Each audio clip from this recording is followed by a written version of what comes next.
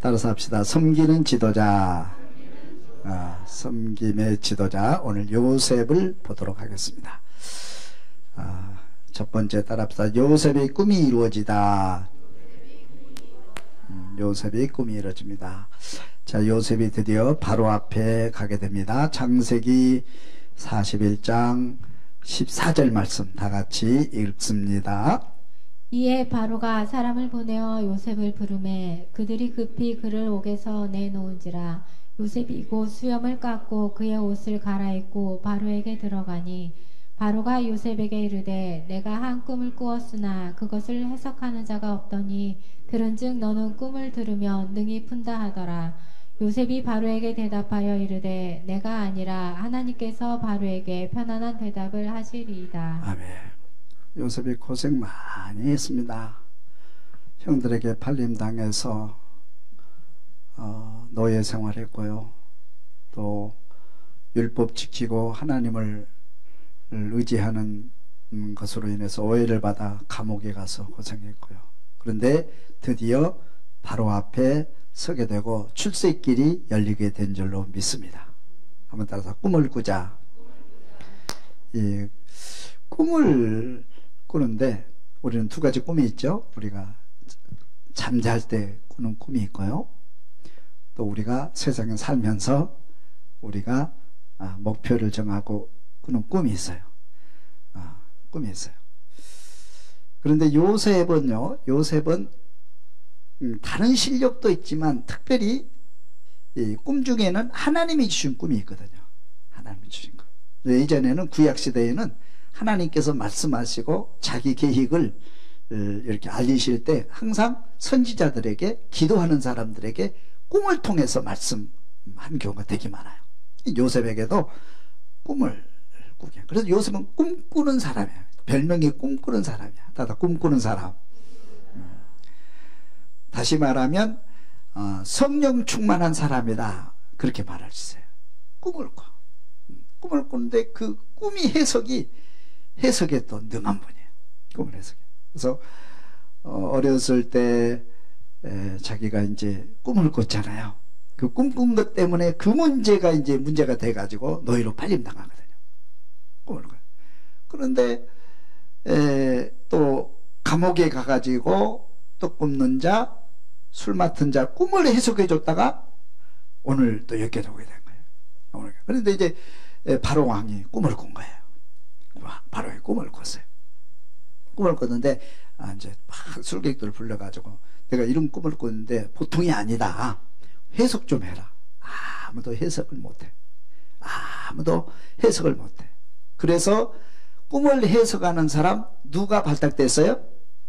요셉이 발탁돼서 바로 앞에 지금 서게 되는 거예요. 여러분 한 가지 잘하면, 나도 한 가지를 잘하면 서게 된다. 출세길에 서게 되고 성공의 길에 서게 되는 거예요. 한 가지 잘 하시길 바랍니다. 할렐루야. 세상에서도 준비된 사람. 그런데 요셉은요, 이 꿈을 꿨다고 하는 것은 뭘 의미합니까, 여러분? 꿈을 해석할 수 있다. 하나님이 주신 꿈을 해석할 수 있다는 것은 하나님과 동행했다. 그런 뜻이에요. 여러분, 아무나 하나님께서 주신 꿈을 아무나 해석할 수 있습니까? 그렇지 않잖아요. 누가 해석할 수 있어요? 기도하는 사람, 성령 충만한 사람, 하나님과 동행하는 사람만이 하나님이 주신 꿈을 해석할 수 있는 거예요. 다시 말하면 요셉은 하나님의 사람이다 이 말이에요. 언제나 어려워도 힘들어도 항상 하나님 손 붙잡고 말씀 안에서 하나님의 뜻을 이루어가는 하나님의 사람, 성령에 감동된 삶을 지금까지 살았다는 거예요. 그래서 하나님께서 꿈을 해석할 수 있는 은혜를 덧입혀 주신 거예요. 할렐루야. 꿈을 해석하게 된 거예요. 그렇게 된 거예요. 여러분 세상에서도요, 내가 실력을 기르고 여러분이 목표, 꿈을 꾸고 준비된 사람은요, 꼭 무슨 기회가 와요? 성공의 기회가 와요. 성공의 기회가 와요. 근데 사람들은 큰 꿈을 꾸는데 꿈을 꾸면서 출발을 하는 사람이 너무 많아요. 출발하는 사람. 그러니까 꿈은 꾸는데 큰 꿈은 있어. 꿈은 있는데 실현하기가 너무 힘든 거야. 실천하기가 너무 힘든 거예요. 그래서 어떤 사람은 접어놓고 살기도 하고, 어떤 사람은 출발도 안 하고 지금 그대로 머뭇거리고 있는 사람도 너무 많아요. 힘들거든요. 그래서 요즘은 우리 등산을 하는데 여기 우이동 있잖아요. 여기 뭐여대 백운대. 백운대를 올라가 보시면 손 들어봐요. 한번 올라가고 싶은 꿈은 있죠. 근데 지금도 못 하려고. 왜? 너무 멀어. 너무 힘들어. 저기 한번 올라가 봤으면 좋겠다. 도봉산을 보면서 저기 한번 정상에 올라갔으면 저 바위 꼭대기 올라본 그런 생각은 다 해봤죠. 근데 아직 출발 못하고 있잖아요. 그러면서 뭘 기다리고 있습니까? 누군가가 케이블카를 이렇게 동산교회에 연결시켜 놓으면 그것 타고 올라가기를 바라면서 지금까지 출발 못하는 사람이었어요. 이게 좀 사람들이 그런 것 같아요. 출발 안 하네. 그래서 뭐냐면 꿈꾸는 사람들이 실천할 수 있는 가장 좋은 방법이 작은 습관. 저는 그렇게 생각합니다. 따라서 작은 습관을 통하여 꿈을 이루자. 작은 습관. 이게 굉장히 중요한 것 같아요. 백운대로 올라가려면 출발해서 지금 한 발자국 걸어가면 체력도 생기고 은혜도 되고 재미도 있고, 그죠? 힐링도 되고, 나중에 올라가다 보면 정상까지 올라갈 수 있는 거예요. 우리 꿈이라는 게 그런 거거든요. 그래서 한 발자국 작은 습관 만들면 여러분 꿈이 이루어지고 그 목적지에 도달하게 될 줄로 믿습니다.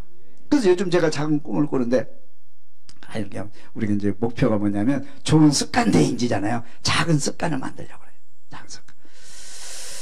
그래서 조금 여러 가지 많이 했는데 요즘 이제 새롭게 하는 게 뭐냐면, 새롭게 하는 게 하루에 한 줄 글을 쓰자.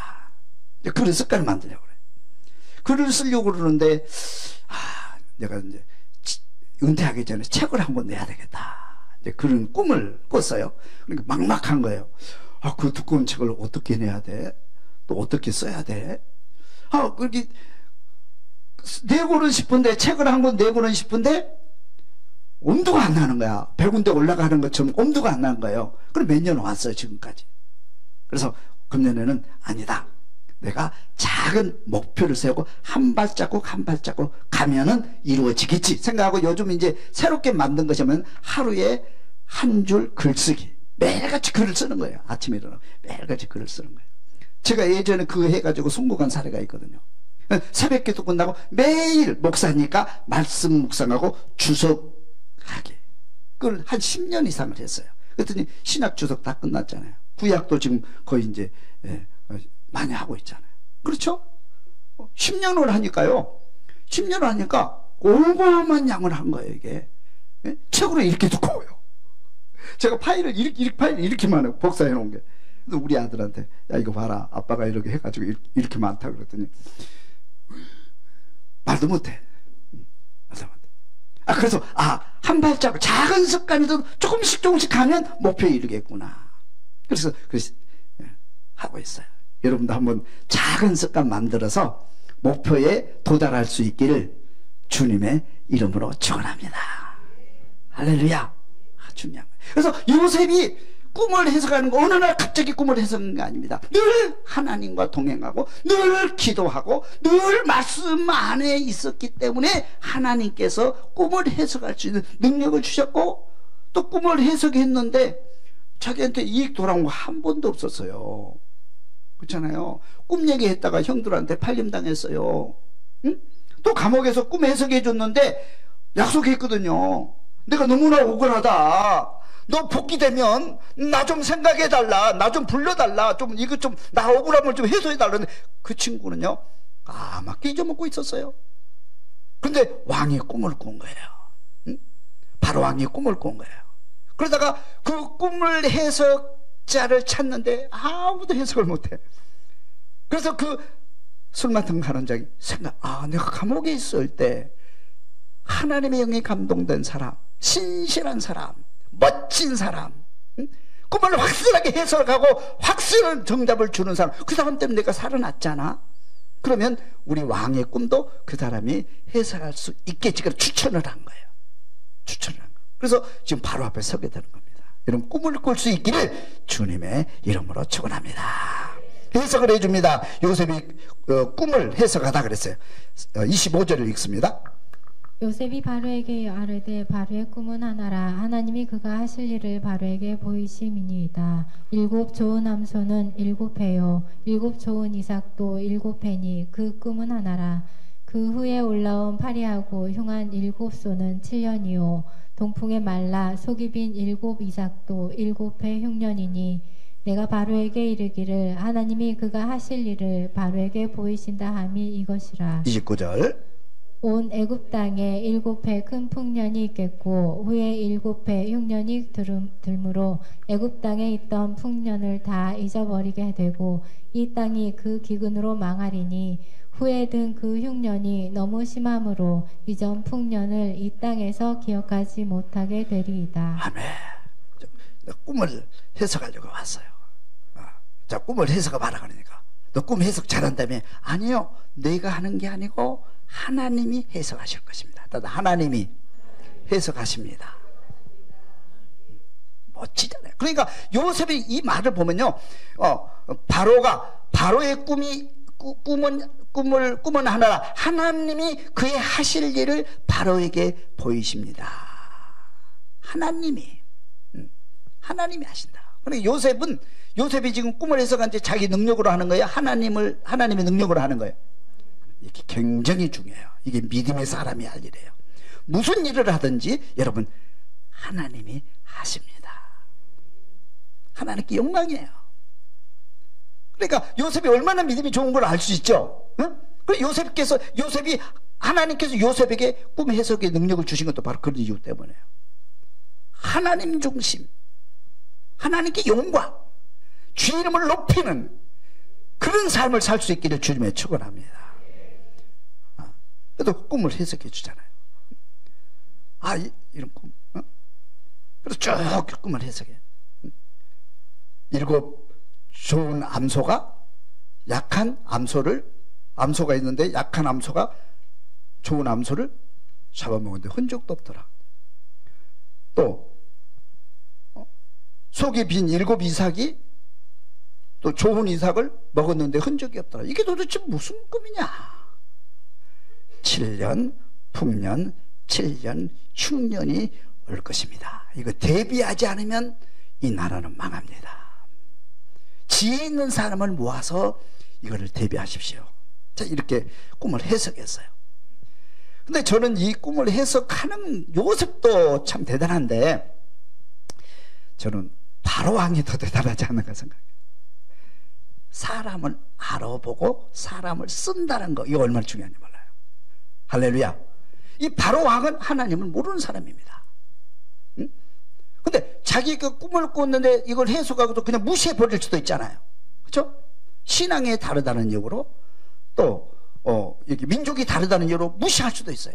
근데 그거 다 극복하고 이거를 받아들이고 사람을 옆에 두고 총리로 임명하는 거예요. 이거 쉽지 않습니다. 아무나 할 수 있는 게 아니에요. 아무나 할 수 있는 게 아니에요. 그래서 하여튼 간에 이 요셉은 그래서 애굽의 총리가 된 거예요. 왜 총리가 됐어요? 꿈을 해석함으로. 그럼 다른 사람이 해결하지 못하는 문제를 해결하면 그 사람은 성공하는 거예요. 따라서 다른 사람이 해결할 수 없는 문제 나는 해결할 수 있다. 아멘. 그 사람이 성공하는 거예요, 여러분. 다른 사람이 다 해결할 수 있는데 나도 해결하면 무슨 어떻게 성공합니까? 다른 사람이 해결할 수 없어. 다른 사람이 해석할 수 없어. 근데 나는 해결하는 거야. 나는 해석할 수 있어. 그 사람이 뜨는 거지. 그런 실력을 갖출 수 있기를 주님 축원합니다, 여러분. 다니엘서를 보면요, 같은 얘기가 나오는데, 다니엘이 이제 정치에 등극을 해가지고 이렇게 이제 저 밑에 이제 공무원으로 일을 하고 있잖아요. 근데 느부갓네살 왕이 꿈을 꾼 거예요. 내가 꿈을 꿨는데 매일 밤 잠자서 꿈을 꿨는데 이거 해석할 사람 찾는 거예요. 이제 꿈 해석하는 전국에 이제 유명한 사람들을 다 부른 거예요. 근데 그 사람들 뭐라고 그러는 줄 아세요? 어차피 무슨 꿈 꿨어 이렇게 몰라. 내가 무슨 꿈 꿨는지 모르겠다. 아니 무슨 꿈을 꿨는지 얘기를 해야 해석을 하지. 아니 무슨 꿈을 꿨는지 얘기도 안 하는데 우리가 어떻게 해석합니까? 그것은 해석할 수 있는 사람은 신밖에 없습니다. 신이 아니고 어떻게 그렇게 합니까? 다 죽여라 그래. 이 사람들 다 죽여라. 내 꿈을 해석하지 못하는 사람들 다 죽여라. 그래가지고 이 당시에 공무원으로 있던 이 다니엘과 그 세 친구도 다 죽게 생겼어요. 지금 상황이 그렇게 된 거예요. 근데 다니엘이 왕 앞에 나가는 거예요. 며칠만 시간 주세요. 제가 해석해 드리겠습니다. 그 문제 해결해 드리겠습니다. 그런 멋지잖아요. 그런 사람 될 수 있기를 주님을 축원합니다. 한번 따라서 봅시다. 좀만 기다려 주세요. 제가 해결하겠습니다. 멋지잖아요. 이 사람이 멋진 거예요, 여러분. 문제가 발생했을 때, 문제를 풀지 못할 때, 답답할 때 내가 해결하겠습니다. 그 사람이 뜨는 거지. 그렇잖아요. 그럼 뭐 어떻게 할 수 있는 거예요? 두 가지예요. 실력이 있어야 돼요. 하나님이 도와주셔야 되는 거예요. 그래야 그 문제 해결할 수 있는 거예요. 다니엘이 그런 거예요. 다니엘이 내가 해결하겠습니다. 딱 나가는 거예요. 무슨 방법이 있어요, 이게? 어떻게 합니까? 그래서 이제 친구들 모아놓고 금식하며 기도하자. 금식하며 기도하는 거예요. 하나님, 우리 생명 살려주세요. 지금 이런 상황에 도달했으니 이 문제를, 이 꿈을 해석할 수 있는 지혜를 주시고 저 왕이 꾼 꿈을 알려주세요. 금식하며 기도했는데 하나님이 응답하시고 가르쳐 주신 줄로 믿습니다. 그래서 꿈 해석했잖아요. 그래서 왕에게 와가지고, 왕이시여, 어떻게 꿈 제가 얘기해 드릴게요. 큰 신상 보셨죠? 신상 봤지? 어마어마하게 큰 신상 보셨죠? 보통 신상이 아니고 이 세상에 없는 하늘을 찌를 듯한 그런 어마어마한 큰 신상 보셨죠? 봤죠? 봤다. 머리는 금으로 돼 있죠? 금으로 돼 있다. 팔과 어깨는 은으로 돼 있죠? 은으로 돼 있다. 그 다음에는 못으로 돼 있죠? 그 다음에는 철로 돼 있죠? 그거 맞다. 다리에는 철과 진흙으로 꽈져 있죠? 어떻게 알았어? 하나님이 알려주셨습니다. 이렇게 얘기해요. 할렐루야.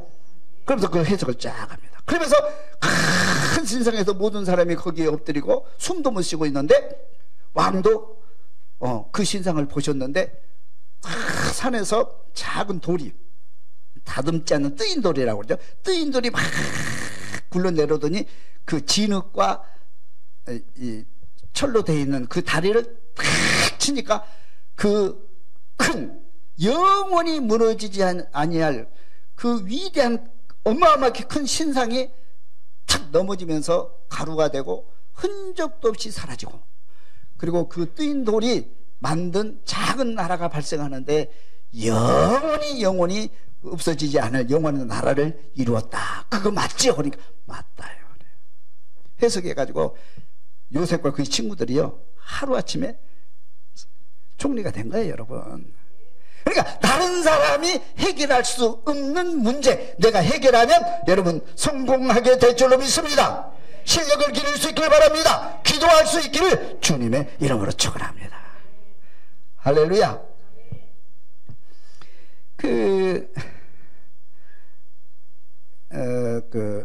정주영 씨 얘기를 들어보면요, 옛날 6.25 때 전쟁 한참 중에 이제 전쟁을 하고 있고, 이제 그런데 그 아이젠하워 대통령이 이제 되면서 이제 종전을 선언하기 위해서 한국을 방문하게 됩니다. 부산을 방문하게 돼요.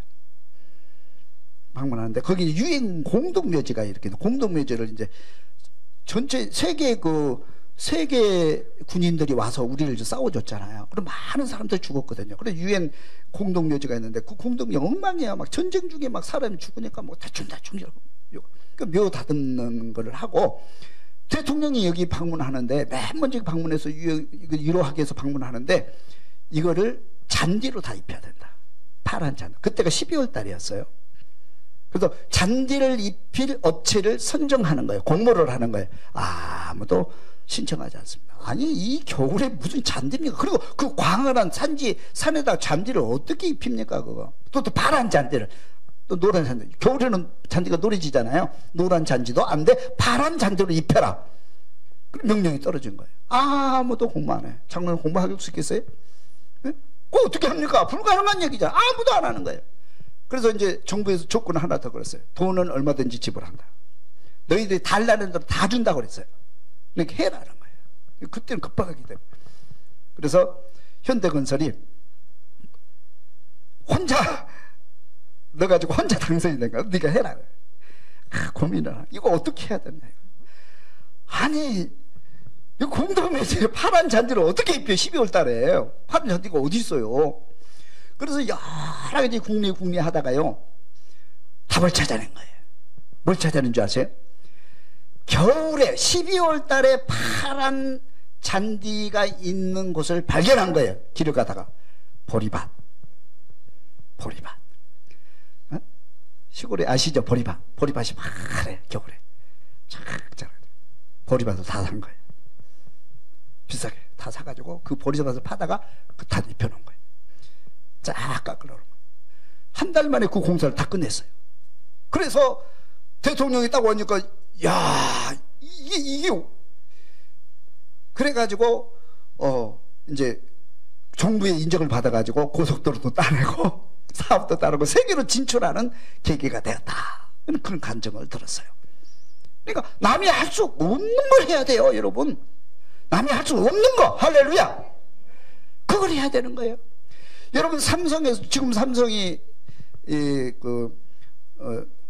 세계적인 기업이잖아요. 삼성이나 LG나 세계적인 기업인데, 삼성이 세계적인 기업의 핵심이 뭐예요? 반도체입니다. 반도체. 알고 계시잖아요. 세계적인 기업입니다. 세계 1위예요, 반도체가. 그런데 이 반도체를 어떻게 만들었느냐. 삼성 회장이 70년도에 반도체라는 말 자체도 없었어요. 근데 미래는 반도체 산업이 이제 주류를 이룰 것이다. 우리가 앞으로 세계적인 기업이 되려면 반도체를 이거를 연구하고 그렇게 해야 된다. 그 연구소를 만들어서 반도체를 하다가 다른 나라보다 10년 앞에 준비를 한 거예요. 그래서 지금 현재 반도체를 통해서 뭐냐면 삼성이 살고 한국이 살고 세계가 사는 거예요, 여러분. 다른 사람이 안 하는 걸 해야 돼요. 할렐루야. 네? 다른 사람이 안 하는 거, 다른 사람이 못 하는 거, 그걸 해야지 된단 말이에요. 믿습니까, 여러분? 엊그저께 아주 신문에 뉴스에 난리가 났죠, 한번. 중국 기업 때문에. 우리 지금 AI 시대잖아, 앞으로는. 차 AI 시대, 앞으로는 이제. AI 시대인데, 미국이 지금 AI 1위고, 일본이, 유럽, 그 다음에 일본, 우리나라는 순수 들어가지도 않아요, AI가. 미래를 모르는 거죠. 왜 그러냐 그랬더니, 한국의 기업들이나 한국의 그 인재들이, 공부 잘하는 머리 좋은 인재들이 다 어디로 가냐면, 다 뭐 의과대로 나간다죠. 의대로. 그래도 공대에 사람이 없대요. 미래를 봐줄 사람이 없대요. 그래서 지금 AI 산업이 완전히 바닥이야, 바닥. 우리나라는. 미국이 1위거든. 1위로 달려갔거든. 1위로 달려갔는데 중국에서 어느 날 딥스크를 발표했잖아요. 며칠 전에. 얼마 전에. 그래가지고 이 가격이 미국 가격보다 10배 싸게, 비용이 10배 싸게, 더 빠르게 이렇게 발표해가지고 세계가 완전히 막 난리를 난 거예요. 그리고 미국의 최고의 기업, AI 기업 엔비디아가 막 주가가 막 절반으로 하락하는 막 그런 사태가 벌어지고 난리가 난 거예요. 근데 지금 이제 보안 문제 때문에 그건 이제 쓸 수 없다. 그래가지고 다시 이제 좀 잠잠해지고 있는데, 근데 우리는 지금 뭐 하고 있는 거죠? 우리는 손도 못 대고 있는 거죠. 문제가 심각해요. 생각하는 사람, 미래를 생각하는 사람, 또 앞을 보고 가는 사람. 지도자는 성공하는 사람 항상 앞을 보고 가야 돼요. 앞을 보고 가야 돼요. 다른 사람이 뭐다 10년, 20년을 바라보고 오늘 준비하고 가야 되는 거예요. 요셉을 보세요, 요셉을. 어렸을 때 꿈꿨잖아요. 근데 그거 무시한 게 아니에요. 그 꿈을 해석하는 거는 아까도 얘기했지만 언제나 기도하고 언제나 하나님과 동행하고 하나님의 성령에 감동되어 있었기 때문에 그걸 해석했다가 노예로 가고, 그거 해석했다가 감옥에 가고, 그렇게 했는데도 불구하고 멈추지 않고 끊임없이 훈련하고 연습했더니 드디어 오늘 총리가 될 수 있는 길이 열렸다 이 말이에요. 다른 사람이 보지 못한 미래를 볼 수 있기를 바랍니다. 준비할 수 있기를 바랍니다. 할렐루야. 그래서 총리가 된 거잖아. 그래서 성공한 거예요, 여러분. 준비되지 않는 사람은 성공할 수가 없어요. 응? 손흥민이가 축구 선수잖아요. 네? 여기 축구 선수. 손흥민 좋아해요? 네? 아, 손흥민. 모든 것은 기본으로 시작한다. 손흥민 아버지가 쓴 책이 한번 꼭 읽어보세요. 10번 읽었어요, 10번. 야, 진짜 멋있어요. 손흥민 아버지가 멋진 사람, 손흥민 멋진 사람이에요. 원래 형이 축구를 더 잘했어요, 형이. 동생보다. 그런데 꾸준하게 공차기 운동, 왼발이 안 되니까 오른발 묶어놓고 왼발로만 차는 운동. 그렇게 수년 동안 작은 건 하나하나 이렇게 하고, 이렇게 했더니 뭐냐면 세계적 선수가 되잖아요. 네? 어저께 신문 보니까 손흥민이가 뭐 사우디로 가게 되면 127억을 연봉을 받느라 1년에 127억 받는데 장로님 연봉이 얼마예요? 네? 아니 축구하면 잘했더니 127억을 받는데 1년에 연봉이 네? 127억 그래도 100억은 받아야 되잖아요. 그걸 117억이면 이런 사람이 된단 말이에요. 하루아침에 되는 게 아니에요. 미래를 보고 꾸준히 연습하는 거예요. 실력을 키우는 거예요. 믿음 생활하는 거예요. 꿋꿋하게. 할렐루야. 그리하면 총리가 될 줄로 믿습니다. 총리가 되는 장면 보겠습니다. 요셉이 애굽의 총리가 되다. 바로의 그의 모든 신하가 이 일을 좋게 여긴지라 바로가 그의 신하들에게 이르되 이와 같이 하나님의 영에 감동된 사람을 우리가 어찌 찾을 수 있으리요 하고 요셉에게 이르되 하나님이 이 모든 것을 내게 보이셨으니 너와 같이 명철하고 지혜 있는 자가 없도다. 너는 내 집을 다스리라. 내 백성이 다 내 명령에 복종하리니 내가 너보다 높은 것은 내 왕자뿐이니라. 아멘. 요셉이 꿈을 해석해주고요. 그럼 어떻게 꿈을 해석했으면 해결 방법도 있어야 되잖아요. 그럼 어떻게 하면 좋겠냐 그러니까 지혜 있는 사람을 모아서 사람을 모아서 이걸 대비하면 됩니다. 그러니까 이제 공모를 한 거예요. 지혜 있는 사람 다 모으라. 아무도 이거 신경 안 써요. 아니 내가 지금 100살이 가까운데 7년 6년 든 적 없어. 역사 위에 무슨 흉년은 무슨 놈 흉년이야. 안 믿어? 안 믿는 거예요. 미래에 있을 일을 안 믿는 거예요 지금. 흉년은 무슨 흉년이야. 그러니까 사실도 인정하는데 무슨 준비를 할 수 있고 무슨 대비를 할 수 있겠어요. 아무도 못한다는 거예요. 그래서 왕이 그럼 좋다 네가 해라 그런 거예요. 다른 사람 네가 해라. 그래서 요셉이 하기 싫은데 그 총리 자리에서 그 문제를 해결할 사람 요셉밖에 없기 때문에 요셉이 하기 싫은데 총리에 올라간 거예요 지금. 예? 이거 하나님의 역사예요 여러분. 할렐루야. 그런 거예요. 경쟁에서 올라간 것도 아니에요. 시험 봐갖고 올라간 것도 아니에요. 할 사람 요셉밖에 없어. 그 문제를 해결할 사람 요셉밖에 없는 거예요. 그래서 요셉 네가 해라. 내가 인장반지 줄게. 아니 나 못하겠는데 내가 인장반지 다 줄게. 나는 왕자뿐이다. 네가 모든 걸 다 갖고 다 해라. 결정해라. 그래가지고 총리가 돼버린 거예요. 이거 하나님의 역사고 축복의 길입니다 여러분. 요셉과 같은 축복의 길이 열릴 수 있기를 주님의 이름으로 축원합니다. 할렐루야. 그 다음에 봅니다. 요셉이 애굽의 통치자가 된 거예요. 드디어 문제를 해결하는 통치자. 46절 읽습니다. 요셉이 애굽 왕 바로 앞에 설 때에 30세라. 그가 바로 앞을 떠나 애굽 온 땅을 순찰하니 7해 풍년에 토지 소출이 심히 많은지라. 요셉이 애굽 땅에 있는 그 7년 곡물을 거두어 각 성에 저장하되 각 성읍 주위에 밭은 곡물을 그 성읍 중에 쌓아두매 쌓아둔 곡식이 바다 모래같이 심히 많아 세기를 그쳤으니 그 수가 한이 없음이었더라. 아멘.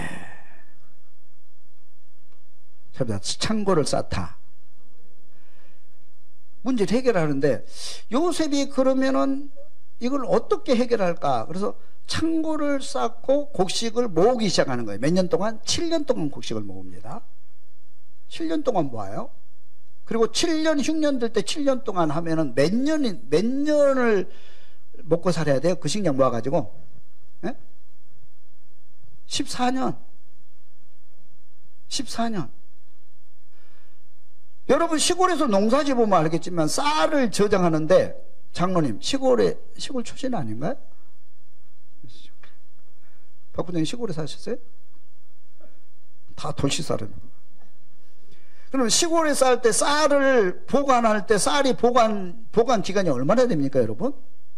보관 기간이 얼마예요? 모르고 살아요? 1년입니다, 1년. 6개월 되면 냄새나기 시작하고 6개월 넘으면 그때부터 냄새나기 시작하면서 벌레가 끼기 시작해요. 1년 지나면 못 먹습니다, 쌀. 못 먹어요. 그래서 1년 후에 또 새쌀이 나면 햇쌀을 먹는 거예요. 그래서 모든 농작물이 1년 이상 보관을 하게 되면 문제가 생겨요. 보관 못 합니다. 근데 지금 몇 년 보관한 거예요? 풍년이 드는 그때부터 이제 20%씩 20% 해가지고 보관을 시작하거든요. 몇 년 보관하는 거예요? 14년. 7년 동안 보관해가지고 그걸 또 앞으로 7년 동안 계속 먹고 사는 거예요. 근데 어떻게, 저는 그래서, 요셉이 이걸 어떻게 해결할까? 과학시대도 아니고, 이걸 막 그 세계 민족이 먹고 살 양을 보관하려면 창고가 한두 개 갖고 되지 않습니다, 이게. 창고가. 어마어마하게 많은 창고를 만들어야 되고요. 또 창고가 만들어졌다 할지라도 그거를 또 이렇게 고출하는 방법도 연구해야 되고요. 저축하는 방법도 연구해야 되고요. 그 다음에 그것이 그 농작물이, 근데 쌀만 하는 게 아니잖아요. 모든 농작물 다 하단 말이에요. 동물과 식물 다 먹어야 되기 때문에. 그러면 그 썩지 않도록, 그러니까 오랜 기간 썩지 않도록 보관하는 기술을 알아야 돼요. 근데 그거를 요셉이 다 한 거예요. 제가 주석을 한번 찾아봤어요. 어떻게 보관했나. 그랬더니 주석이 이렇게 돼 있어. 매년 20% 세금을 걷어서 모았다. 창고를, 동네마다 창고를 다 지었다. 그 창고가 뭐냐? 지하창고. 옛날에는 냉장고가 없었기 때문에 지하창고. 항아리 창고. 항아리 창고라는 게 좀 들어봤어요. 항아리에다가 이렇게 저장해 놓고 밀봉을 하면 그거 오래 간대요. 항아리 창고, 지하창고. 여하튼 그 정도밖에 모르더라고. 근데 그거 이상인 것 같아요. 그거 이상인 것 같아요. 그래서 그거 하는 거예요. 이건 아무나 하는 게 아닙니다. 이거 누가 하는 겁니까? 요셉만 하는 거예요. 그 요셉이 뭐예요? 실력자라는 거예요. 요셉이 뭐 하는 사람이에요? 기도하는 사람이라는 거예요. 기도하는 사람, 실력이 있어야 지도자가 되는 겁니다, 여러분. 그런 사람 될 수 있기를 주님의 축원합니다, 여러분. 뭐든 일을 맡기면 그 일을 해낼 수 있는 기술을 알아야 되고 방법을 알아야 이 일을 해결하지, 뭐 용기만 가지고 할 수 있다는 말만 가지고 되는 게 아니잖아요. 아무도 못 하는 거예요. 요셉만 하는 거예요. 그래서 그때 당시에는 왕보다도 요셉이 하면은 뭐 세계가 움직이는, 세계가.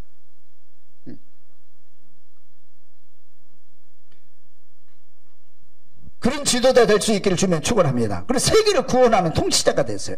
54절을 봅니다. 요셉의 말과 같이 7해 흉년이 들기 시작하매 각국에는 기근이 있으나 애굽 온 땅에는 먹을 것이 있더니 애굽 온 땅이 굶주림에 백성이 바로에게 부르짖어 양식을 구하는지라. 바로가 애굽 모든 백성에게 이르되 요셉에게 가서 그가 너희에게 이르는 대로 하라 하니라. 온 지면에 기근이 있음에 요셉이 모든 창고를 열고 애굽 백성에게 팔세. 애굽 땅에 기근이 심하며 각국 백성도 양식을 사려고 애굽으로 들어와 요셉에게 이르렀으니 기근이 온 세상에 심함이었더라. 자기 민족뿐만 아니고 세계 민족을 살리게 됩니다. 살리게 돼요. 이게 뭐냐면 섬김의 지도자예요. 섬김의 지도자. 그러니까 이거를 이 곡식을 모아가지고 돈 버는데 목적이 아니에요. 생명 살리는데 그걸 사용하는 거예요. 골고루 누구도 죽으면 안 돼요. 우리 민족뿐만 아니고 세계, 그 주변에 있는 세계 각국의 사람들이 다 와서 쌀을 사서 곡식을 사서 먹을 수 있도록, 그리고 생명을 살릴 수 있도록 길을 여는 거예요. 이게 섬김의 지도자예요. 그런 지도자가 좀 나왔으면 좋겠어요. 할렐루야. 실력 있는 지도자, 기도하는 지도자, 하나님을 두려워하는 지도자, 백성을 사랑하는 지도자, 생명을 살리는 지도자. 아까 우리 장로님 기도하셨잖아요. 그런 지도자가 필요하잖아요. 근데 그런 지도자가 안 보이니까 우리가 얼마나 답답해요. 다 자기 주머니에 막 넣으려고 거기만 바쁘고 탐심 채우는 데만 바쁘고, 그런 지도자만 보이니까 좀 답답하죠, 장로님? 얼마나 답답해서 장로님이 대표기도 하셨겠어요, 그거를? 저도 보면 답답해요. 답답해요. 이 요셉과 같은 세계 민족을 살리고, 가난에서 살리고, 질병에서 살리고, 어려움에서 살리는 그런 영적인 지도자, 실력 있는 지도자가 한국 땅에서, 교회 안에서 나올 수 있기를 주님의 축원합니다. 할렐루야. 멋지잖아요. 성김의 지도자.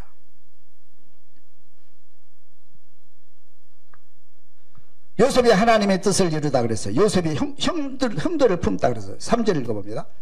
요셉이 그 형들에게 이르되 나는 요셉이라. 요셉이 형들에게 이르되 내게로 가까이 오소서. 그들이 가까이 가니 이르되 나는 당신들의 아우 요셉이니 당신들이 애굽에 판 자라. 당신들이 나를 이곳에 팔았다고 해서 근심하지 마소서. 한탄하지 마소서. 하나님이 생명을 구하시려고 나를 당신들보다 먼저 보내셨나이다. 7절.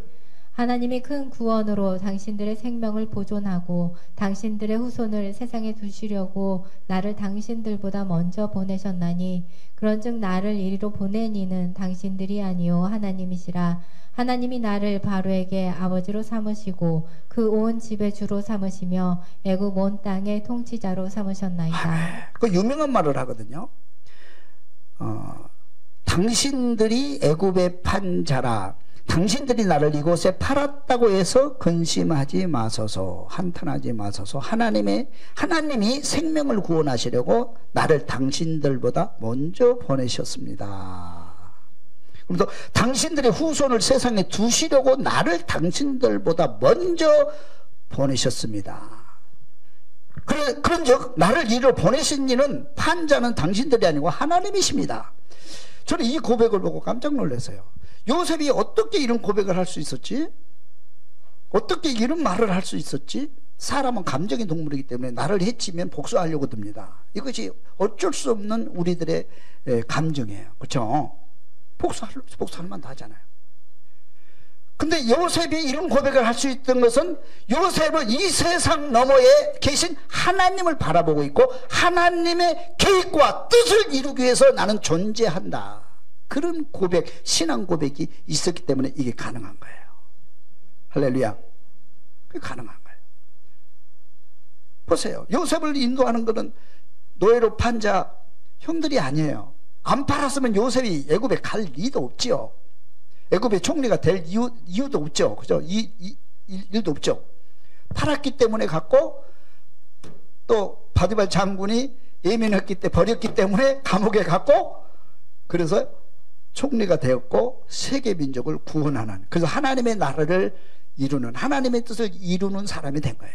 그러니까 여러분 기도하고 하나님을 바라보고요, 하나님의 구원 역사를 바라보면 이 땅의 문제 다 해결돼요. 우리 이 땅에 다 보면 이 땅에 막 일어난 일과 막 복수하고 막 감정이 휘주치고 우리는 그렇게 살잖아요. 힘들고 어려울 때 하나님을 보세요. 하나님의 계획을 보세요. 하나님의 계획에 순종하여 구원 역사를 이루어드리는, 하나님의 사역을 동참하는, 생명을 살리는 그런 요셉과 같은 삶이 되기를 주님을 축원합니다.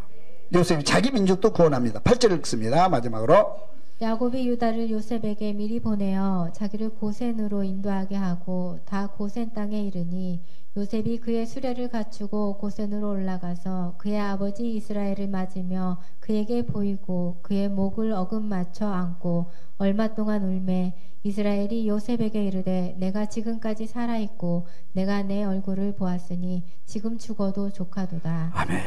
그래서 아버지를 다시 만나고 형제들을 만나고 자기 민족을 구원하고 세계 민족을 구원하고 하나님의 뜻, 하나님의 계획을 이루어 하나님께 영광을 돌리는 그런 사람. 이 사람이 누구예요?